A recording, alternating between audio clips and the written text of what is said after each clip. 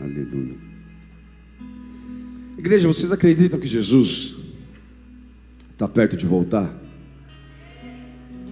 Acredita mesmo? E aí? O que a gente vai fazer com isso que a gente sabe?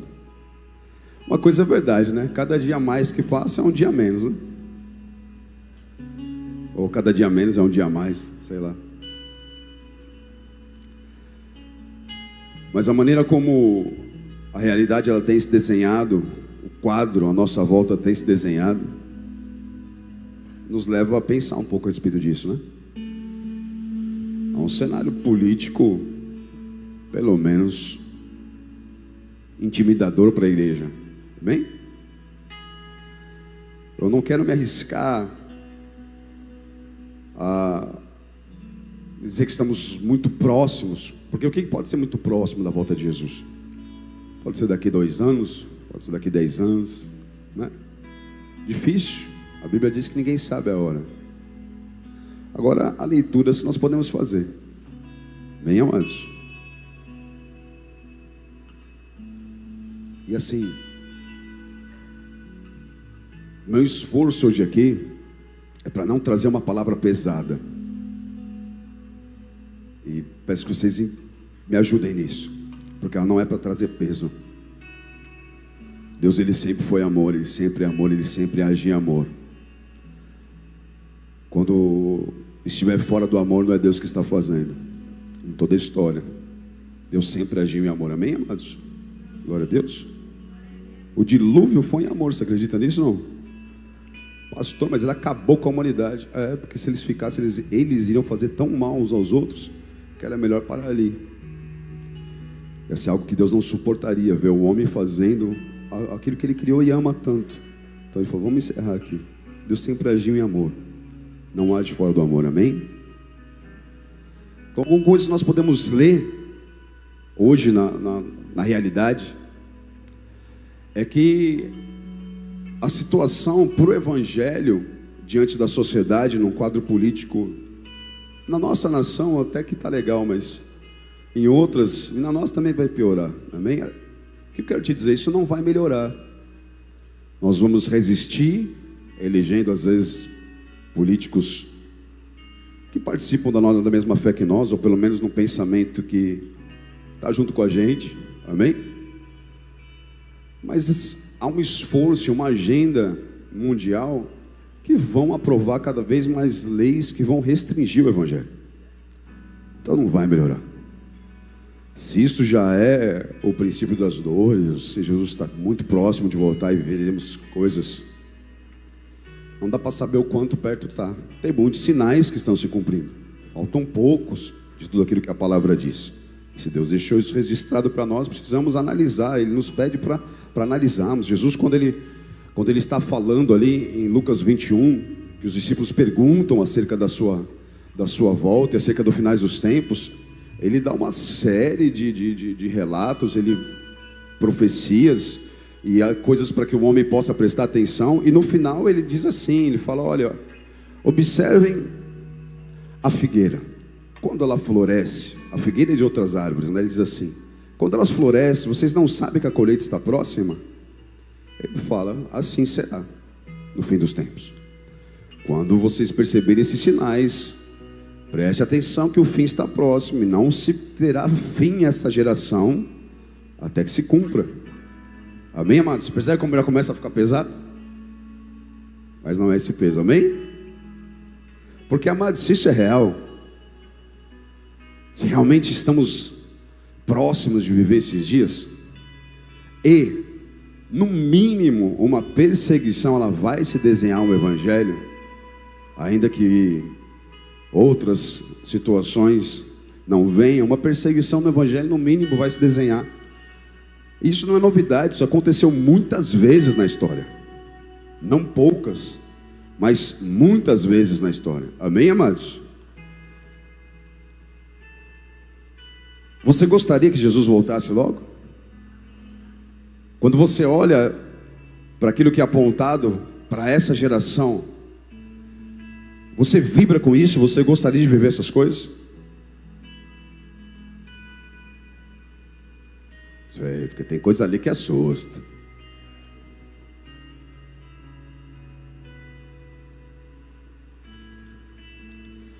Nessa noite, amados, eu não estou aqui como um pregador, nem como um evangelista. Além de um homem cansado, que eu vou até tirar meu sapato aqui. Chega essa hora da noite, a gente vai desmontando.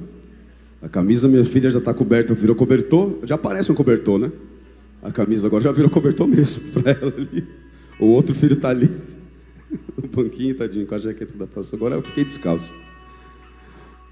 Mas eu venho como um profeta, amém, amados? Preciso entregar para vocês algumas coisas que o Espírito tem me falado. Vocês estão gravando essa mensagem, não? Amém, é importante gravar. Depois eu peço até que, se vocês ao final entenderem de Deus isso, compartilhem. É uma mensagem que ela precisa chegar, não é para a igreja Bola de Neve, não, é para a igreja. Há um entendimento aqui, amém? Amados, nós estamos entrando nesse tempo. Igreja de Jesus Cristo na terra. Se prepare para viver o tempo mais extraordinário como igreja. Homens e mulheres de Deus tiveram visões desse tempo. Palavras acerca dessa época. Muitos sonharam em viver esses dias que nós estamos prestes a viver. Por mais que as leis, as pessoas, assim como perseguiram e odiaram Jesus, vão nos perseguir, vão nos odiar. Por mais que o caminho vai ficar apertado e a porta sabemos que é estreita, a glória, ela será cada vez maior. Tudo que foi profetizado se cumprirá. Há um vinho melhor para esse tempo. Há uma glória maior para esse tempo. Há uma grande colheita prometida para esses dias. Uma grande colheita. Muitas vidas serão alcançadas. Muitas vidas serão alcançadas. Por isso pregue, leve a mensagem, busque os veículos, os caminhos que Deus tem aberto. Voe nesses caminhos, marchem por esses caminhos, levem a palavra por esses caminhos. Deus tem aberto portas e façam isso com ousadia, com intrepidez, com fogo. Amém, amados? A igreja viverá a era mais extraordinária como igreja. Haverá um grande alto poder sobre nós. Há palavras extraordinariamente poderosas sobre essa igreja. Faremos coisas iguais ou maiores do que aquelas que Jesus fez. Agora, nunca pense que será fácil. Abra sua Bíblia comigo, Apocalipse 3. Nós vamos ler do versículo 22, aliás, do 14 até o 22 por enquanto. Ela é uma palavra de alerta à igreja, amém, amados? Apocalipse é um livro de revelação, amém? E é um livro que ele vem trazer revelação dos tempos. Ele fala muito acerca do final dos tempos. Ele tem muita simbologia, muita tipificação, muitas coisas que são ali figuração daquilo que é o real. Há muito entendimento e muita interpretação para acontecer em Apocalipse, amém? Glória a Deus. Agora ele é claro que o Senhor ele quer nos revelar ali as coisas que viriam e como seriam. Quando João ele tem aquele encontro com o próprio Jesus, que ele vê ele de uma maneira extraordinária, olhos como de chama, enfim, o cabelo branco, ele vê coisas maravilhosas, e Jesus começa a mandar ele escrever algumas coisas. E ele escreve as cartas às 7 igrejas, conhecidas como as 7 igrejas de Apocalipse. Mas na verdade eram 7 igrejas que ficavam ali na região hoje da Turquia. Estão todas ali naqueles lugares, ali, localizadas por ali. Elas formam como que um círculo. Amém? Nessas cartas, Jesus ele está trazendo uma mensagem, um alerta de correção. Também algumas palavras até que elogiavam e se agradavam, e trazia uma direção aonde essa igreja precisava se consertar. Cada uma dessas cartas fala para cada uma das épocas da igreja, amém, amados? Como Apocalipse é um livro que vem trazendo revelação. Esse texto que nós vamos ler fala da igreja de Laodiceia, que é essa igreja. É a igreja da última hora. É a última igreja, a última noiva. A igreja desse tempo. Laodiceia. Para que você entenda, e assim que eu estou me esforçando para que não fique pesado, mas é um alerta também para nós. Glória a Deus. Eu vou trazer um princípio antes que é importante você entender. Salvação é, vamos ver se você completa a frase, individual. Vê que já é aí um slogan que a gente tem aí, um ditado popular, por dizer assim. Salvação é individual, isso é real. Amém, amados? Por quê? Porque fala da intimidade que cada um tem com Deus, o relacionamento de cada um. A Bíblia diz que 2 estarão deitados numa cama, um vai, outro fica. Quando você fala isso, o casal fica assim. Quem que vai ficar aqui? Amém? Mas haverá muitos que os 2 vão subir, em nome de Jesus. Mas é a Bíblia, não sou eu. Ela diz que 2 estarão deitados na mesma cama, um vai ir e o outro vai ficar. Se eu for, minha esposa ficar, ela me pega pelo pé. Fala, você não vai para lugar nenhum sem mim. Mas enfim. O reino é coletivo. A salvação é você e ele. Mas a verdade é que o andar com Deus começa na salvação. Amém? As conquistas, elas já envolvem o coletivo. Você quer ver uma coisa interessante? O Juninho trouxe uma palavra poderosa já aqui, falando de Moisés. Moisés fala de salvação. Sair do Egito, atravessar o Mar Vermelho, sair da escravidão. Amém, amados? Moisés tinha problema com a família. Qual é o problema? Dificuldade. Lê lá Êxodo. Quando você está no versículo, no capítulo 4, é uma coisa meio estranha. Já falei desse texto para vocês aqui. Porque Deus fica num debate tão grande com Moisés para que ele vá, e ele aceita aí no final. Tá bom, vai levar o irmão, beleza, então vai, filho. Ele vai. Na hora que você chega no versículo 19, não sei por ali, ele para dormir numa hospedaria. Deus vem à noite para matar Moisés. Fala, por que Deus ficou tanto convencer o cara, agora vem? E aí Zípora vai lá e faz o quê? Circuncida os filhos, pega o prepúcio e joga nos pés de Moisés. O que isso nos ensina? Depois você lê lá, tá? Porque eu quero só dar uma introdução aqui. Moisés precisava botar a casa dele em ordem. Moisés, ele cresceu dentro do palácio do Egito, criado pela filha do faraó. Depois ele fica no deserto, mais 40 anos ali. Ele não tinha aquele contato, enfim, com a sua família, com o seu povo. Ele não lembrou de fazer a marca da aliança. Ele esqueceu daquilo, aquilo passou. E para que ele fosse fazer o que Deus chamou ele para fazer, ele precisava botar a casa em ordem. Depois lê o texto lá para vocês verem que interessante. Ele vai lá e aí ele bota a casa em ordem. Zípora que ajuda ele naquilo. Enfim, ele continua e vai cumprir, botar a casa em ordem. Amém? Porém ele trouxe a salvação, tirou o povo da escravidão. Josué, que vai levar o povo para entrar na terra prometida, já tinha uma outra mentalidade. Ele colou em Moisés, teve essa paternidade, pegou aquela unção. Tanto é que Deus fala, a mesma unção que está sobre Moisés estará sobre você. Lidera o povo. Mas olha a postura de Josué. Eu não sei vocês, mas eu e a minha casa serviremos ao Senhor. Para entrar na terra prometida, para as conquistas, requer reino, família. Para aquilo que nós vamos viver no próximo tempo, amados, essa geração precisa de muito ajuste no que diz respeito à família, no que diz respeito, saiu das 4 paredes, mas você na tua casa. Acredite, a marca que chamam aí da marca da besta, ela já está sendo impressa.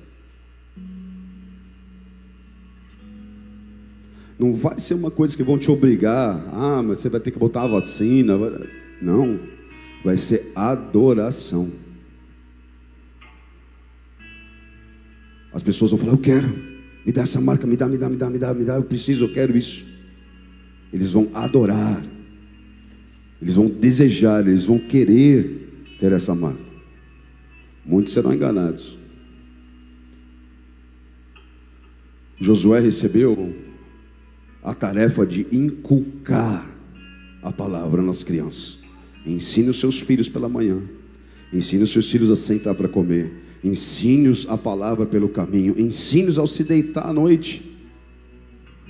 É você, não é o ministério infantil da igreja, não é trazer o seu filho para o culto, é você na tua casa.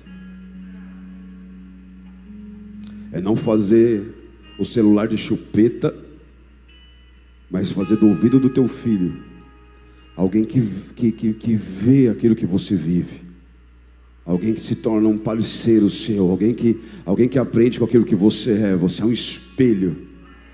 A igreja vai precisar disso, amados. Salvação é individual, reino é coletivo. No reino o Pai é nosso, no reino é o pão nosso de cada dia, no reino é perdoa os nossos pecados. Amém? Então, quando Jesus ele vai escrever, dá essa carta para que João escreva, e ele está falando para essa igreja, para a nossa igreja, amém? Glória a Deus. Para a igreja desse tempo. Ao anjo da igreja em Laodiceia escreva: estas são as palavras do Amém, a testemunha fiel e verdadeira, o soberano de toda a criação de Deus. Amados, a gente vai tentar se aprofundar um pouco nesse texto. Eu vou tentar ser rápido a partir de agora. Jesus, amados, ele é uma testemunha de todos os homens em todos os tempos. Quando inclusive ele vem habitar na terra, ele diz assim: eis que estarei convosco até a consumação dos séculos. Jesus ele esteve presente, e ele está presente, aquele que era, que é e que há de vir, em todas as eras, em todos os séculos, sempre com a sua igreja, sempre com a sua noiva. No passado era ele que vinha, ele que veio para fazer um rola com Jacó, era ele que veio com Gideão para despertar Gideão de onde ele estava, o anjo do Senhor. Amém, amados? Depois o verbo que se fez carne habitou entre nós, morreu, ressuscitou no terceiro dia, veio, ficou um tempinho aqui depois de ressurreto, mas ascendeu aos céus e nos enviou o seu Espírito Santo. Jesus, ele, aonde dois ou mais estiverem, ali eu estarei com eles. Isso sempre foi real. Jesus está aqui. Ele é testemunha do que nós estamos vivendo nessa noite, das palavras anunciadas aqui, de tudo aquilo que tem nos sido revelado. Ele é testemunha, ele sempre esteve com a sua igreja, e ele sempre estará. Deixa eu dizer para você, ele sempre estará. Ele sempre estará. Talvez venham dias mais para frente que você precisará lembrar dessa verdade. Ele sempre estará. Porque ele repetiu muitas vezes: não temam. Não temam. Talvez venham dias maus, mas ele está dizendo: não tema. Não tema. Não tema. Essa intimidade que o Júnior ministrou hoje aqui, ela vai ser mais necessária na tua vida do que o quanto você imagina. Essa paternidade que o Eliseu ministrou hoje aqui, essa concepção de paternidade, ela vai ser mais necessária do que você imagina. Amém, amados? Ele é testemunha fiel. Ele sempre esteve, ele sempre estará. Ele sabe tudo que você tem passado. Aonde estiverem dois ou mais reunidos em meu nome, ali estarei. Então no versículo 15 diz assim: conheço as suas obras. Ou seja, ele é testemunha, ele sabe. Do que? Das obras. Sei que você não é frio nem quente. Melhor seria que fosse frio ou quente. Assim, porque você é morno, nem frio nem quente, estou a ponto.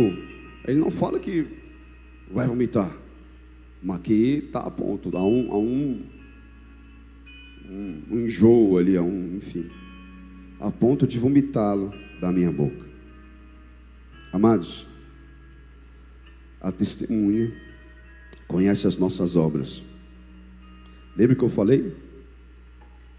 E a salvação é individual. O coletivo, o reino é coletivo, é o Pai Nosso. Perdoa os nossos pecados. Quando Jesus, eu preciso falar isso, amém? Porque às vezes você fala: poxa, mas eu estou fervendo no Espírito. Ele está olhando para a igreja. Então conheço as tuas obras. Eu conheço o que vocês têm feito. E é isso que eu tenho para dizer para essa igreja. Você pode encobrir muitas coisas das pessoas com quem você convive. Você pode encobrir muitas coisas até com pessoas com quem você mora. Divide a vida. Mas Ele é testemunha. Ele conhece tudo. Ele sabe até do intento do teu coração, da palavra antes dela chegar à tua boca. Ele conhece. A igreja precisa se tornar genuína, verdadeira. É uma palavra de alerta, amados.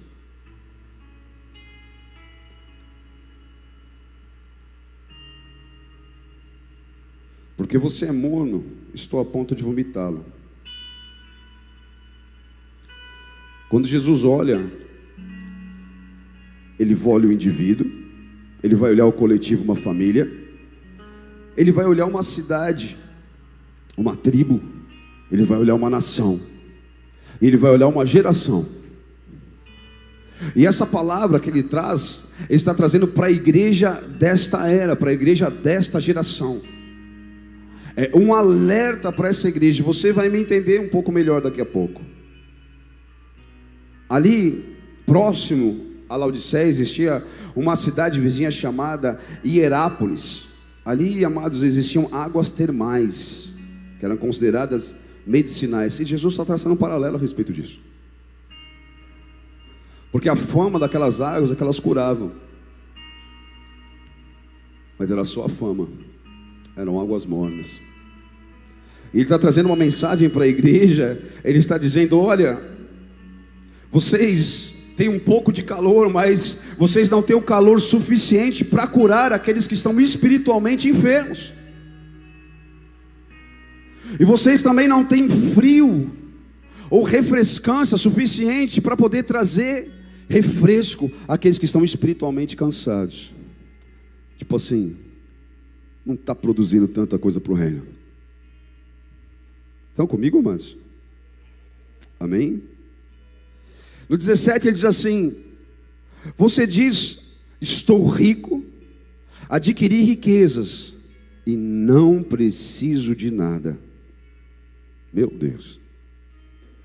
Não reconhece, porém, que é miserável, digno de compaixão, pobre, cego e que está nu. Você diz, estou rico, adquiri riquezas, não preciso de nada. Amados, a igreja do nosso tempo é uma igreja rica. Provavelmente a igreja nunca foi tão rica em nenhuma outra geração. A igreja nunca pôde ter tanta possibilidade, a igreja nunca teve tanta capacidade de poder construir templos. Eu não acho errado isso, o Senhor merece o melhor, amém, amados? Nunca teve a capacidade de poder ter tantas organizações, tantos ministérios, tanto recurso financeiro na sua mão. É a igreja de Laodiceia. O problema, amados, não é a riqueza não faz mal para ninguém. O problema é a terceira expressão que tem aqui. Você diz, estou rico, adquiri riquezas. Qual que é a terceira expressão? Não preciso de nada. É uma igreja que tem sido seduzida a não depender de Deus. Ministros, administradores de igreja que chegam a entrar no engano de que aprenderam a produzir o mover, de que aprenderam a administrar a obra de Deus, algo impossível ao homem, algo que só o Senhor pode direcionar, algo que só o Senhor pode dirigir. Homens estão falando, eu não preciso de nada. Olha só para o que eu tenho construído, olha só para o império que eu tenho, olha para tudo isso, eu não preciso de mais nada, eu já sei o que eu tenho que fazer. Isso tem tornado a igreja morna.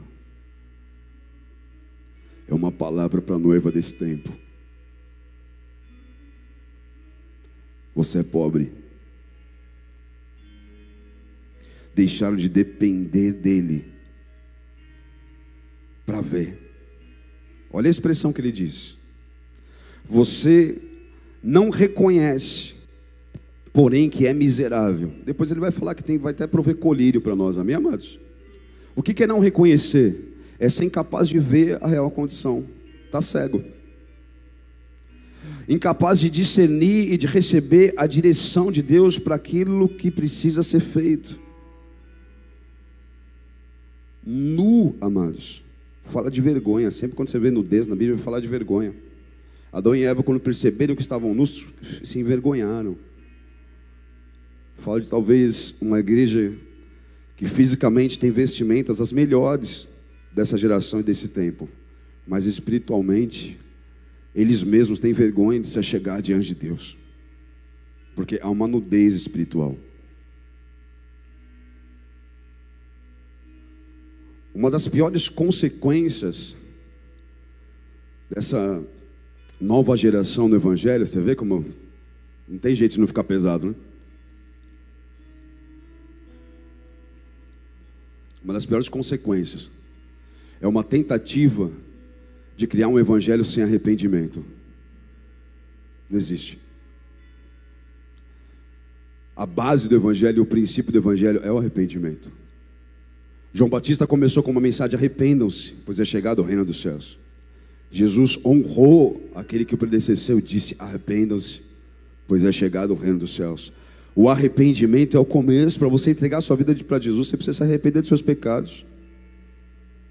Ele é o começo, mas não é para um momento, ele é algo contínuo. Para você caminhar com Jesus, você precisa continuar se arrependendo dos seus pecados. Para continuar andando na presença dele, tendo comunhão com ele, precisamos ter um arrependimento contínuo. Amados, e há um vento de doutrina esquisito, querendo trazer uma mensagem de um evangelho que parece que a pessoa não precisa nem se converter,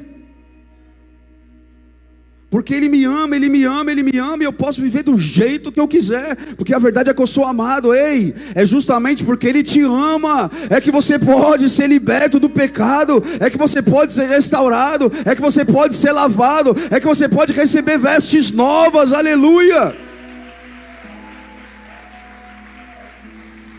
A graça de Deus, igreja, vamos entender isso de uma vez por todas. A graça de Deus é o poder de Deus de me tirar do pecado, de me salvar do pecado, não de me salvar no pecado, mas salvar do pecado. Eu não merecia esse favor, porque eu me entreguei ao pecado, e todo aquele que peca se torna escravo do pecado. Eu não merecia, eu me entreguei à escravidão, mas eu recebo um favor imerecido. Ele me liberta de todas essas amarras, ele me liberta de todo esse lugar de escravidão, porque ele é poderoso, e ele tem poder para anular todo o poder do pecado. Aquele que está em Cristo Jesus, já não há mais condenação. Amém, amados? Vocês estão comigo? Por favor, rejeite esse evangelho.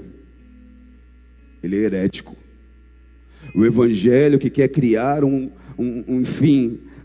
querem criar esse evangelho sem arrependimento e sem conversão, não dá. É o começo de tudo, e depois a coisa vai ficando melhor, amém, amados? E aí ele nos dá um conselho, aleluia, fala aleluia. Vira para o irmão que está do céu: vamos fazer uma compra? Pode falar sem medo. Comprar é de Deus. A noiva ficou feliz agora.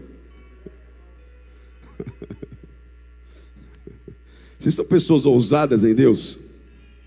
Vocês se consideram pessoas ousadas em Deus? São mesmo? Corajosos? Destemidos? Quanto tempo que a gente já está aqui nessa igreja hoje? Quantas horas? 7 horas já? Que glória a Deus, aleluia, que coisa linda. Então depois de 7 horas, você é uma pessoa ousada. Você que é noivo, noiva, namorado, orando, pega a tua máscara e dá para o teu orando cheirar. Estou brincando, não faz isso não, não faz isso não. Meu Deus do céu, não estava mais suportando a minha máscara ali, coisa horrível. Depois de 7 horas não dá mais para ficar com a mesma máscara. Você chegou agora, né? Deve estar cheirosinho dentro da sua máscara. Vamos fazer uma compra? Amados, o Evangelho de Jesus Cristo sempre foi um lugar de homens e mulheres corajosos. Isso é necessário. Pessoas que viverão sendo desafiados por Deus. E chega uma hora que você começa a apaixonar por esses desafios. Então no versículo 18, Jesus manda João escrever assim: dou-lhe este conselho. Compre de mim ouro refinado no fogo, e você se tornará rico. Compre roupas brancas e vista-se para cobrir a sua vergonhosa nudez, perdão. E compre colírio para ungir os olhos e poder enxergar. Amado, Jesus nunca vem trazer um peso, uma condenação só para te tacar no chão. Ele vem te alertar da sua pobreza, Ele vem te alertar da sua nudez, Ele vem te alertar da tua cegueira, para que você venha ser rico nele, para que os seus olhos abram e você veja, para que você possa ser cheio dele, para que você tenha as vestes trocadas e você possa andar com ele como um filho de cabeça erguida. Mas ele não nos deixa de nos alertar, porque o pai que ama corrige o filho a quem ama. Amém, amados? Compre de mim ouro refinado no fogo, e você se tornará rico. Contrate Jesus, meu amado, para te purificar de toda imundície. Se aproxime a Ele, se venda a Ele, se entregue a Ele, dê o que for necessário a Ele, para que você possa ser lavado pela sua palavra. Ele tem poder para te fazer nascer de novo. As obras, amados, Paulo fala a respeito delas. Elas vão passar pelo fogo, aquelas que forem feno, palha e madeira, elas passam no fogo e ali mesmo elas são consumidas, elas não entram na eternidade. Mas aquilo que forem pedras preciosas, aquilo que forem metais preciosos, isso entra para aquilo que é eterno. Jesus falou: ei, não ajuntem tesouros na terra, onde a traça corrói, onde o ladrão rouba, aonde é minado, mas ajunte tesouros nos céus. O Senhor quer levantar uma geração rica em Deus, uma geração poderosa em Deus, uma geração que vai ter os olhos mais nas coisas do alto, desprezando as coisas terrenas. E porque você agora busca em primeiro lugar o seu reino e a sua justiça, você terá coisas acrescentadas, mas isso não será aquilo que te importa.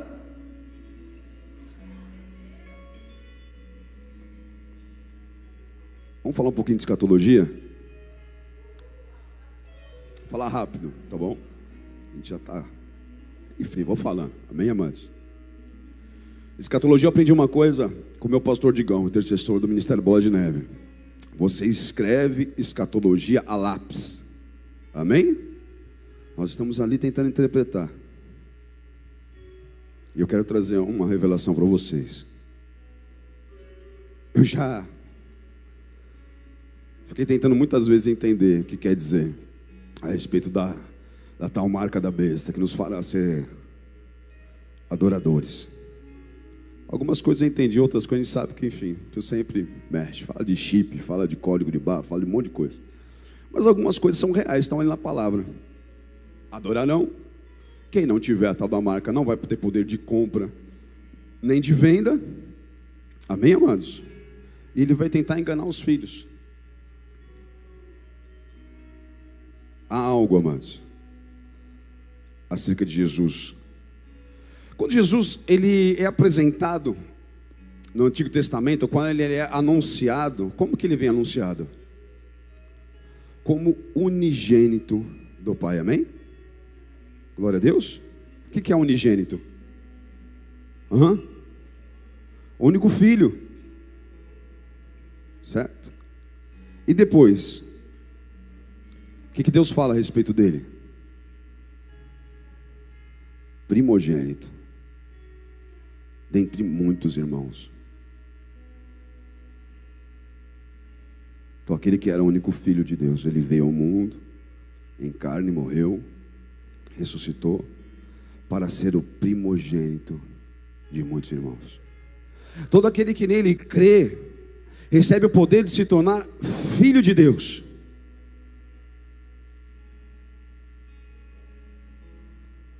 Vocês acham que Satanás tentou enganar Jesus? Ousado, né? Ele não foi tentar Jesus no deserto? Se ele fez isso com Jesus, você acha que ele vai tentar fazer isso comigo, com você, não? Presta atenção, igreja. Satanás, ele parece na figura de uma serpente no Éden. Em Apocalipse, quando vai se falar, apresenta-se um dragão. E lembra de mensurar a antiga serpente, o dragão. Houve um grande desenvolvimento aí nesse bicho, não é? Só que presta atenção, a sua ação no Éden é o que? De trazer um engano. Ele engana a Eva, que acaba enganando Adão. E ali começa a entrar uma grande maldade. No Éden, não teve decapitação, estupro, mortandade. Então o poder dessa serpente foi crescendo. Há um poder de engano muito grande aí. Quando for exigida essa adoração, fica de pé um pouquinho, igreja. Então tem muita gente dormindo, eu estou devagar aqui. Dá uma levantadinha rapidinho, dá uma espreguiçada, levanta os braços bem lá em cima, no alto. É isso. Glória a Deus, pode se assentar agora. Acho que já ajudou. Só para vocês não dormirem.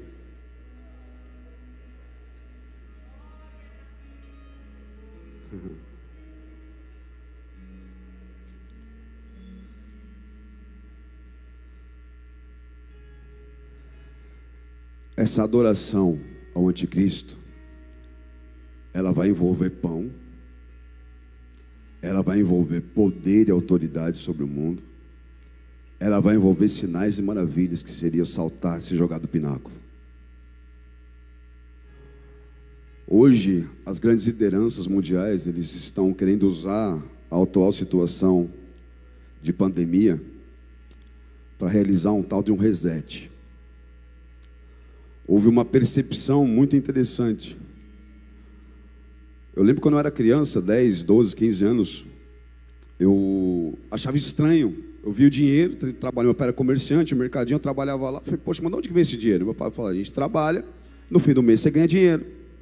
Então um homem gera riqueza, amém? O trabalho gera riqueza. Eu falei, pai, mas quem que imprime? Eu queria mandar, onde é que está essa fábrica desse dinheiro? É a Casa da Moeda. Eu falei, poxa, os caras podiam imprimir uns 10 milhões para cada um, né? Quem que nunca pensou nisso? Todo mundo querendo vida fácil. Todo mundo querendo. Mas sabe por que você quer isso? Porque Deus tem isso para nós. Deus tem o descanso. O que Adão perdeu quando eles pecaram? Ele tinha comunhão com o pai. Tinha um pai. Fala um pai. Ele perdeu o Éden. O Éden era a casa. Amém? E lá ele tinha o quê? Todas as árvores do jardim que ele poderia comer livremente. Ele perdeu um pai. Ele perdeu o descanso que ele tinha no Éden e a provisão. Por isso que quando as pessoas elas querem ganhar a atenção dos homens e prender a atenção dos homens, elas vão vir com alguma coisa assim para você. Você vai ganhar tanto dinheiro que vai mudar a tua vida. Alguma coisa mais ou menos assim, ó. Dá uma olhada quanto eu faturei semana passada. 30 mil. E nos últimos 15 dias, 60 mil. Nos últimos 30 dias, faturei 90 mil. Olha aqui. Quando você olha para isso, você fala o quê? Eu quero tanto isso aí.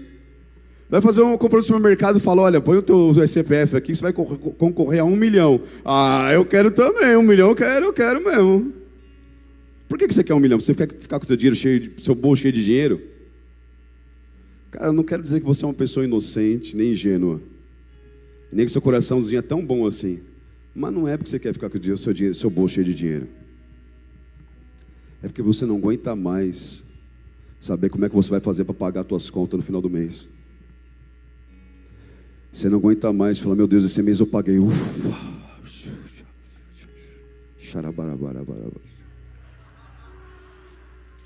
E aí quando você dá aquela aliviada assim, o que acontece? Dia 1º chegou. Vai ser, oi, tem mais 30 dias aqui, O carnê tá lá, os boletos tá lá, o aluguel tá lá, tá tudo lá. E você fala, é disso que você quer se livrar. Você quer o quê? Descanso. Todo homem quer um pai. Amém? Senão você tem um vazio enorme. Você quer descanso. Você quer provisão. Amém? Quando falarem disso, vai pegar o coração de alguém. Vai pegar o coração das pessoas. Pega todo mundo quer isso. Só que Jesus disse o quê? Vós que estáis cansados e sobrecarregados, vinde a mim. Eu vos darei descanso para a tua alma, achareis alívio. Não há outro lugar. Não há outro lugar, só Ele tem a provisão. Voltando para a escatologia, esse reset, se for do fim dos tempos, ele vai trazer provisão. Porque o que eles descobriram? Amados, com a pandemia, esses auxílio, como que é, emergencial, a verdade é que todos os bancos centrais de todos os países, os caras saíram imprimindo, blá, blá, blá, blá, blá, blá, blá, blá, blá, blá, blá, blá, blá. E qual que era o bando de medo de imprimir dinheiro? Inflação. O que eles descobriram? Isso é um mito. É um mito, não traz inflação, não, olha aí, imprimiu, deu tudo certo. Cara, parece uma coisa boa, mas sabe o que acabou de acontecer? Descobriram que o homem não tem valor nenhum. Porque até, amados, 6 meses atrás, quem produzia riqueza era o homem, não é mais. A questão do desemprego mundial já não se resolve mais. Não tem solução. Eu não quero falar, tá desesperança para vocês. Estou trazendo um quadro real político. Não se resolve mais. Tem muita gente, pô. E o anticristo ele vai vir para trazer uma paz que Jesus não trouxe. Parentes, né? Imagina se os caras lançam, olha que coisa maravilhosa, uma moeda que vai ser diferente. Porque se você tem R$1, por exemplo, se o Bolsonaro vai lá e fala uma besteira, a bolsa cai. Aí o Guedes vem e fala um negócio legal, a bolsa sobe. Aí o Bolsonaro vai lá e fala, tá ok? Aí cai de novo o negócio. Aí o Biden ganha, o Trump perde, eu sei lá o que acontece, as boas. Eles não querem mais que o mundo tenha isso. É uma agenda, né? Finge que são bonzinhos e tal, mas é uma agenda, certo?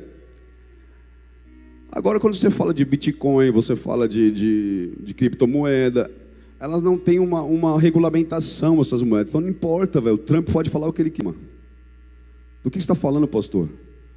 Você conseguiria viver sem a tua conta bancária? Sem acesso à internet?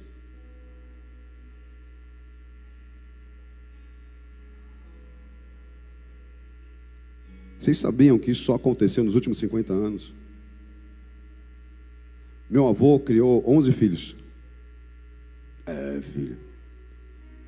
Eu imagino quanto vocês não comem em casa. Você imagina 11. Eu tenho 2. A Teodora, ela está comendo igual um adulto, cara. O João manda pizza lá em casa. Metade de uma é ela. Come 4, 5 pedaços. A menina foi, menina, você tem 6 anos. Pra onde é que vai essas pizzas? Você imagina 11 filhos. Todo mundo comeu bem. Não tinha ninguém magrinho lá, não. Nem se sustentavam. Hoje, eu não sei o que a gente vai fazer. Se vir um sistema aí que inclusive vai dar dinheiro para as pessoas, e não é dinheiro, não é condição de realizar. Te oferecer o mundo todo para você ir passear, fazer o que você quer. Uma liberdade, faz o que você quiser. Nada é proibido para você. São todas as tentações. Lá em 2 João, 1 João, capítulo 2, olha o que diz ali.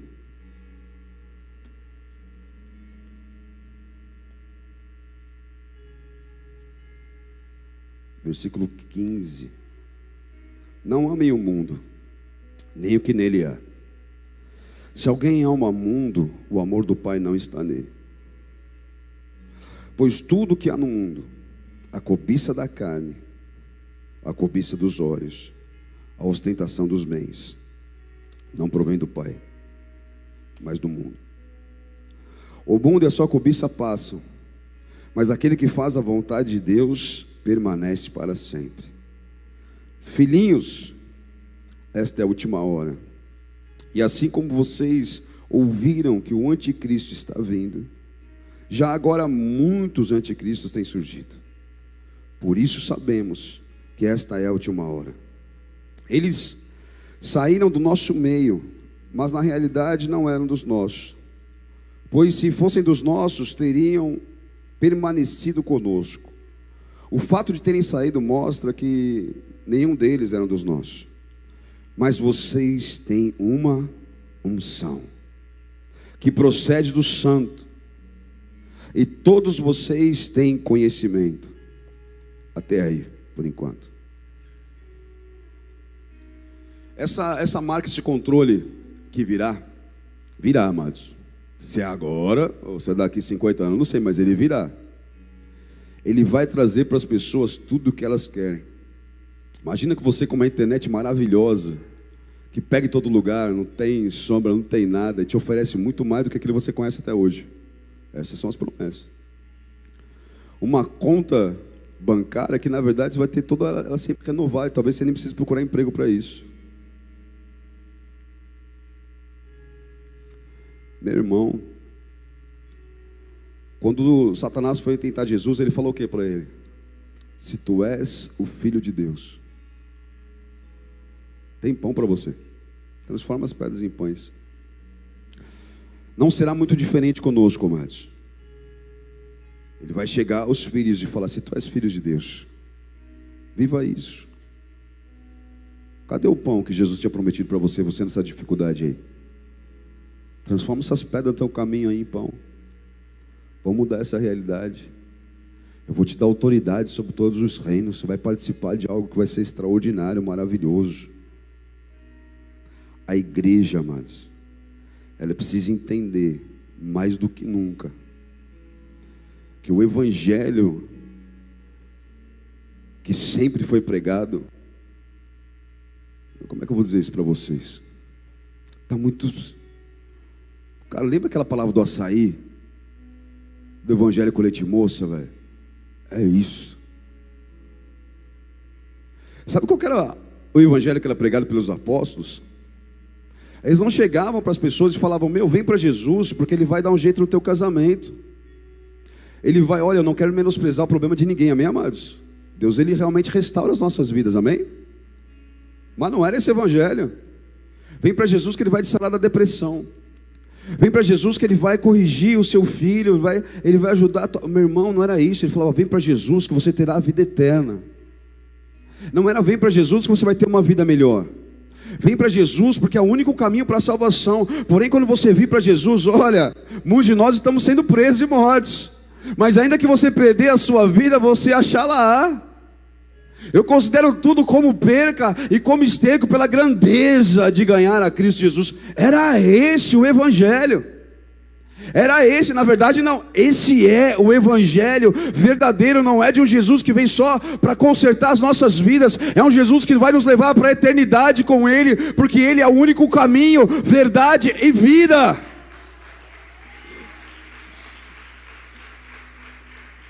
A gente está numa loucura que as pessoas não fazem nada daquilo que Deus pede, começam a viver as suas derrotas pessoais e querem culpar Deus, querem culpar o pastor, querem culpar o líder, querem culpar qualquer um. Ei, se converta a Cristo. Ele vai fazer muitas coisas sim na tua vida. Há um reino, amado, cheio de graça, de misericórdia, de verdade. Há um lugar de delícias, andar com Deus. Mas é um lugar onde as pessoas precisam amar a Deus sobre todas as coisas. Sobre todas as coisas. Jesus, o nome sobre todo nome. Quando começarem a tirar Jesus do meio do evangelho, amados, quando for só, enfim, uma coisinha que vem para poder afagar a tua alma, para você se sentir menos culpado daquilo que você fazia, para fazer um carinho aí no teu ego, lança fora tudo isso, vomita essa coisa morna. O evangelho é radical, é um evangelho de santidade, de entrega total, onde você abandona a antiga maneira de viver, onde você fazia coisas das quais hoje você se envergonha, e você se lança na presença do Senhor. Ele é Pai, Ele cuida dos detalhes, Ele olha até quando você está passando um friozinho no pé. Se eu sei fazer isso, quanto mais Ele não sabe fazer, mas Ele não vai aceitar menos de você. Se entrega a Ele totalmente, ame-o, pois Ele é digno da tua vida. O evangelho de Jesus Cristo sempre foi uma causa muito maior do que a nossa própria vida. Sempre foi maior. Está além de mim mesmo. Veio e passeou por muitas gerações, amados, e muito sangue foi derramado. Há um peso nisso, mas ao mesmo tempo eu vejo um tempo de purificação. Porque muitos de nós que estamos dormindo, você ama Jesus, mas um pouco de dificuldade nunca fez mal para a igreja. A igreja na China está sendo perseguida, vocês sabiam? Sabe o que está acontecendo lá? O evangelho está crescendo. Muitas conversões. Meu Deus, semana passada um pastor, amigo meu, me ligou e contou um testemunho de um casal de missionários, Coreia do Norte. Meus filhos estão dormindo. Não posso falar para vocês. Entraram na casa deles. Abusaram da esposa dele na frente dele. E falavam para ele assim: nega o teu Jesus. No ato. E ela olhava para ele e falava: não. Não nega o nosso Senhor.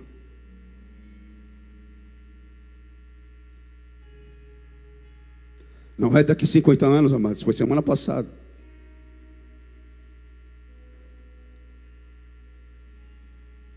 Coisas assim estão acontecendo, amados. E eu sinto em ter que alertar vocês que talvez não vá diminuir. Mas é o que Jesus falou: não tenham medo. Não tenha medo. Eles vos odiarão por causa do meu nome, mas eu estou convosco até a consumação dos séculos.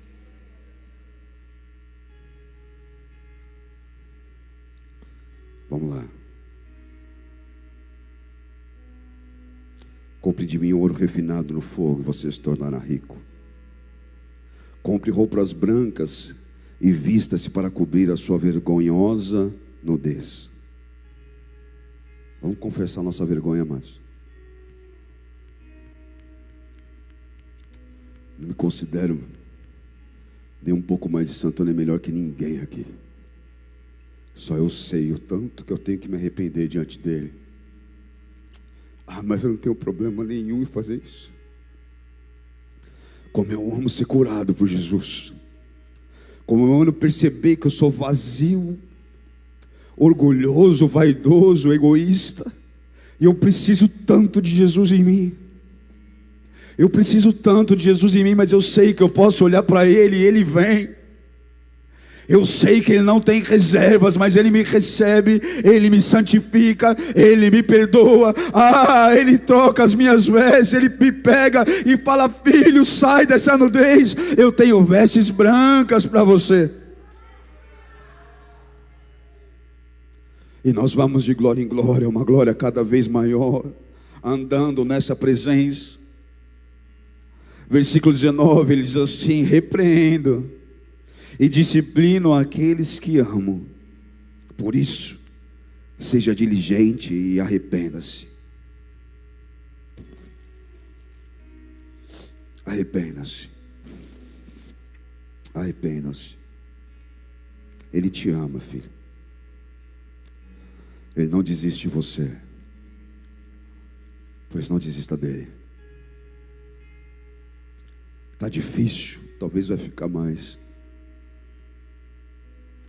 Mas vai ter uma glória ainda maior. Não desista. Não desista. Amados, eu trago uma palavra tão assim que pesada para uma noite como essa. Porque o Espírito tem me colocado em alerta para esse tempo. Os olhos precisam abrir. A mensagem profética é: os olhos da igreja, elas precisam ser direcionados. Precisamos olhar para aquilo que é real. Isso vai nos curar. E acredite, você entrar no seu lugar em Deus, como você ministrou, você entrar no seu lugar em Deus te fará tão forte como você nunca imaginou que você poderia ser. Quando olhamos para situações difíceis e adversas, que elas virão, amados, muitas vezes nós trememos porque sabemos que não conseguimos. Não teremos capacidade, coragem e força para atravessar. Mas é justamente por isso que nós podemos. Estamos prontos.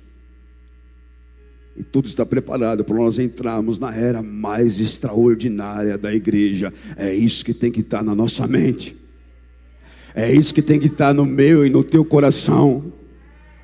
Ei! Ame a Deus como nunca e busque-o como nunca, e você viverá experiências com Ele como nunca. Ele falou que derramará um vinho melhor no final, e isso é real, mas a igreja terá que andar numa dimensão de fé e de intimidade com Ele também como nunca, e viveremos as ações poderosas do Senhor como nunca antes.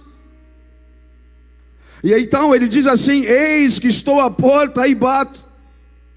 Se alguém ouvir a minha voz, ir abrir a porta, entrarei e cearei com ele e ele comigo.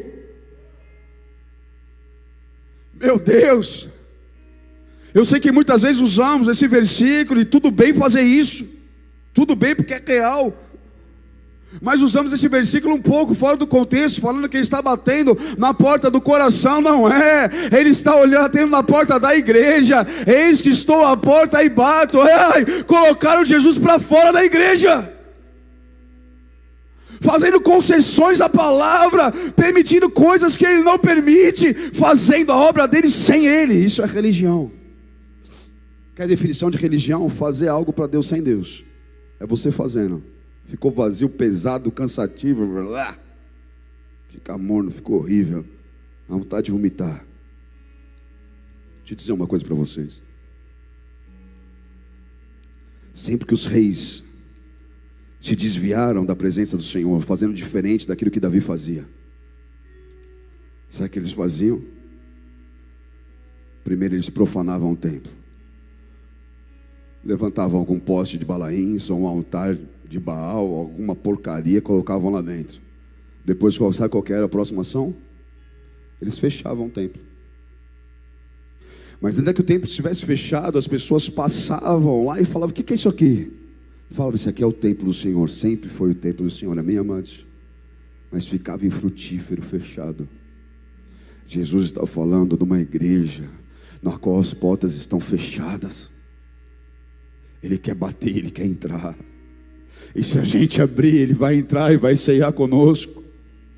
Se nós abrimos, se nós permitirmos que Ele governe tudo isso, que Ele faça conforme a sua vontade, que Ele tome o controle da igreja. Não sei se vocês percebem, mas não tem um culto, pelo menos na grande maioria deles, que eu oro e falo: Senhor, toma o controle dessa reunião, toma o controle desse culto, porque uma das coisas que eu mais tenho medo é de atrapalhar o que Ele está fazendo, porque eu sei que eu sou ruim demais.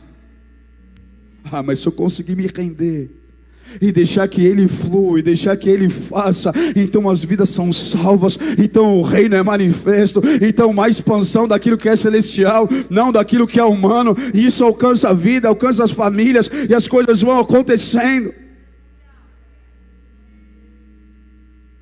Jesus está dizendo que nessa era, nesse tempo, o problema da igreja é que a igreja era morna, e tinha colocado Ele para fora.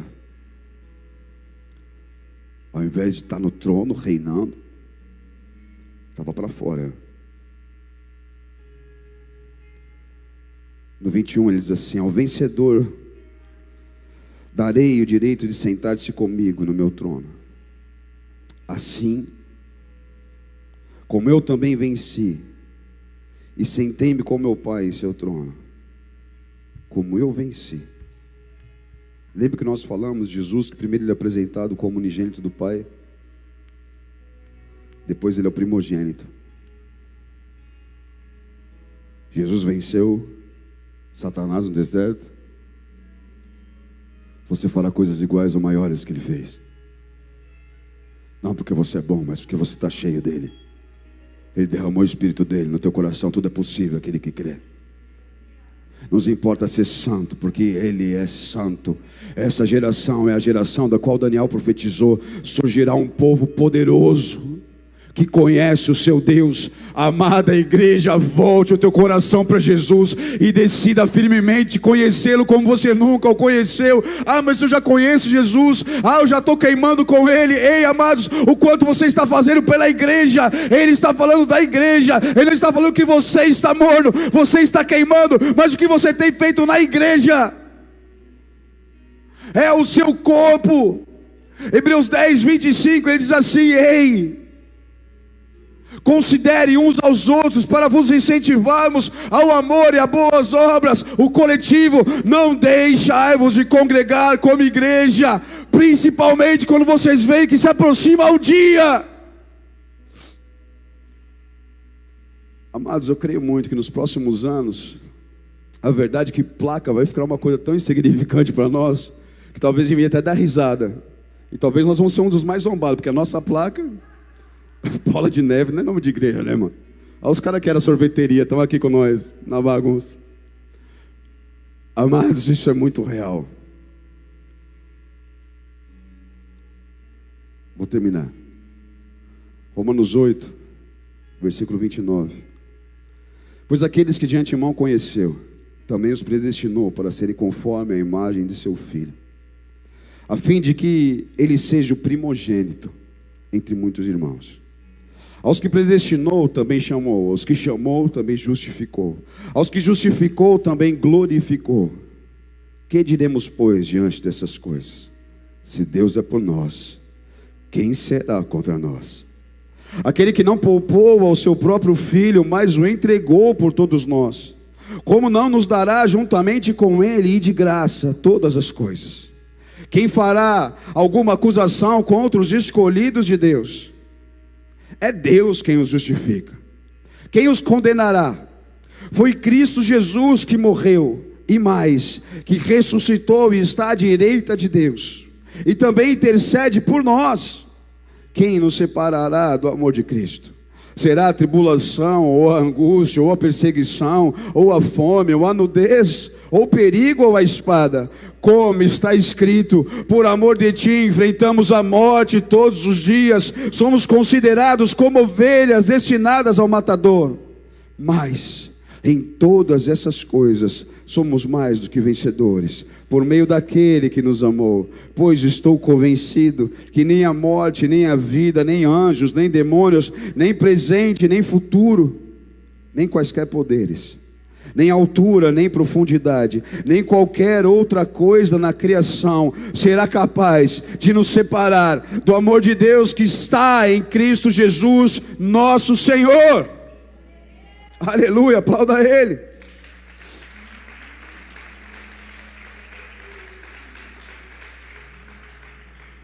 Aquele que tem ouvidos ouça o que o Espírito diz às igrejas.